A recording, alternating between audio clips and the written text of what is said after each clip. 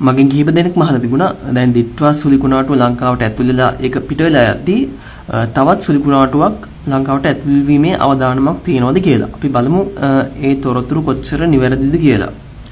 හරි දැනට පවතින දිට්වා සුළි කුණාටුවට අමතරව ඔයගොල්ලන්ට පේනවා මේ හරියේ. සිංගප්පූරු ප්‍රදේශයේ සුළි කුණාටුවක් ඇතුල් වෙලා තියෙනවා. ඒක ආරම්භ වෙලා තියෙන්නේ මෙතනින්. ඔයගොල්ලන්ට පේනවා නොවැම්බර් 24. හැබැයි ඒක ආයේ හැරිලා ගිහිල්ලා තියෙනවා ලංකාව දිශාවෙන් ඉවතට. ලංකාව තියෙන වම් පැත්තේ දැන් සුළි කුණාටුව වෙන මේ වෙද්දි දකුණු පැත්තට තමයි ගමන් කරලා තියෙන්නේ.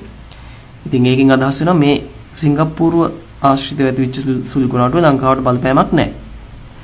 දැන් අපි ඊළඟට බලමු මෙන්න මෙතන තියෙන කෝටෝ කියලා සුළි කුණාටුව.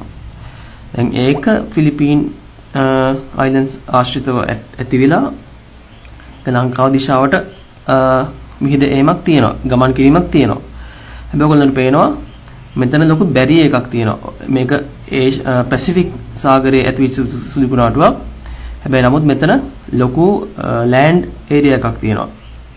ඒ නිසා ඒ සුළි කුණාටුව ලංකාව දිශාවට මේ සම්භාවිතතාවය සෑහෙන අඩුයි. මොකද මේ ලෑන්ඩ් බැරියර් එක නිසා ඒ සුළි කුණාටුව ඉන්දියන් සාගරයට ඇතුල් වෙන්න කලින් විනාශ වීමකට ලක් වෙනවා.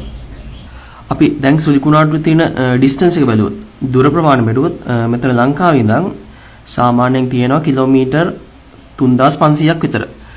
මේ කිලෝමීටර් 3500ක් ගමන් කිරීමේ සම්භාවිතතාවය සෑහෙන අඩුයි මේ සුළි කුණාටුවට. මොකද මේ තියෙන ලෑන්ඩ් බැරියර් එකත් එක්ක සාමාන්‍යයෙන් ආසන්න වශයෙන් කිලෝමීටර් 1500ක් 5000ක් අතර ගමනක් තමයි ඒ කියන්නේ දුරක් තමයි සාමාන්‍යයෙන් සුළි කුණාටුවක් ගමන් කරන්නේ. දැන් මේක ආරම්භක ස්ථානයට ගත්තොත් 5000ට ආසන්න වශයෙන් ඩිස්ටන්ස් එකක් තියෙනවා.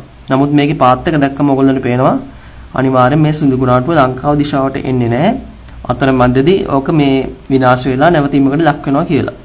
අපි දැන් ඔෆිෂියල් ආද්‍ය ආයතන වලින් දාපු නිවුස් බලුවොත් ඔයගොල්ලන්ට පේනවා ආයේ සයික්ලෝන් ත්‍රෙට් එකක් ලංකාවට නැහැ. ඒ පුවත් අසත්‍යයි කියලා. දිට්වා සුළි කුණාටුවක් දැන් සම්පූර්ණයෙන්ම ලංකාවෙන් එළියට ගිහිල්ලා ඉවරයි. ඒක දැන් චෙන්නයි ආශ්‍රිතව තියෙන්නේ. ගොඩක් වෙලාවට මේ මිනිස්සු රැවටීමකට ලක් වෙන්නේ ගොඩක් පේජ් කරන කට්ටිය ඒගොල්ලෝගේ රීච් වැඩි කරගන්න බොහෝ සාවද්‍ය තොරතුරු දානවා. ඒවට ඉතින් මිනිස්සු රැවටිලා නිකන් බොරුවට බය වෙනවා. ඒ නිසා හැමතිස්සෙම නිවුස් එකක් පතුරවන්න කලින් පිළිගත් මාධ්‍ය ආයතනයකින් ඒක තහවුරු කරලා ඒක පිළිගත් මාධ්‍ය ආයතනයකින් පබ්ලිෂ් කරලා තියෙනවද කියලා තහවුරු කරගෙන මේ වගේ තොරතුරු ප්‍රචාරය කරොත් වඩා හොඳයි කියලා මම කියනවා හැමෝටම. ඒකට තව අමතර දෙයක් ඇඩ් කරන්නම්. ඔයගොල්ලන්ට පේනවා මේ ලංකාවට ඇතිවෙච්ච සුළි කුණාටුවේ තත්ත්වය සාමාන්‍යයෙන් මේ කුඩාවට තමයි ඔයගොල්ලන්ට පේන්නේ. ඔයගොල්ලන්ට පේනවා මේ සුළි කුණාටුව තරමක් කුඩායි. මෙන්න මේ පැසිෆික් ඕෂන් එකේ මෙන්න මේ තියෙන සුළි කුණාටු වලට සාපේක්ෂව. හැබැයි දැන් මෙතන තියෙන විශේෂත්වය වෙන්නේ මේ සුළි කුණාටු ඇති වෙන්නේ මුහුද ආශ්‍රිතව. ට්‍රොපිකල් ඒරියාස් වලට ඇෆෙක්ට් වෙන්නේ නැහැ. මේ සුළි කුණාටු කොච්චර විශාල වුණත් සුළඟේ වේගය වැඩි වුණත් මේවා සාමාන්‍යයෙන් ලෑන්ඩ් ඒරියාස් වලට කරන ඩිස්ට්‍රක්ෂන් එක කියන්නේ හානිය අවමයි. මේක 100 ගුණයක් විතර විශාලයි. ඔයගොල්ලන්ට පේනවා මේ රූප දැක්කම. හැබැයි අපි දැන් ලංකාව පැත්තට ආයෙම ආවොත් ඔයගොල්ලන්ට වෙනවා මේ සුළි කුණාටුව කුඩායි. නමුත් ඒකේ ශක්තිය ඔක්කොම එක තැනකට සාන්ද්‍ර වෙච්ච නිසා සිද්ධ වෙන හානිය විශාලයි යන මුහුදු මැද ඇති වෙන සුළි කුණාටු වලට සාපේක්ෂව. විද්‍යාත්මකව ගත්තොත් ගැඹුරු අර්ථයක් තියෙනවා. ඊට වඩා මම සරලව පැහැදිලි කරේ හැමෝටම තේරෙන විදියට මේක.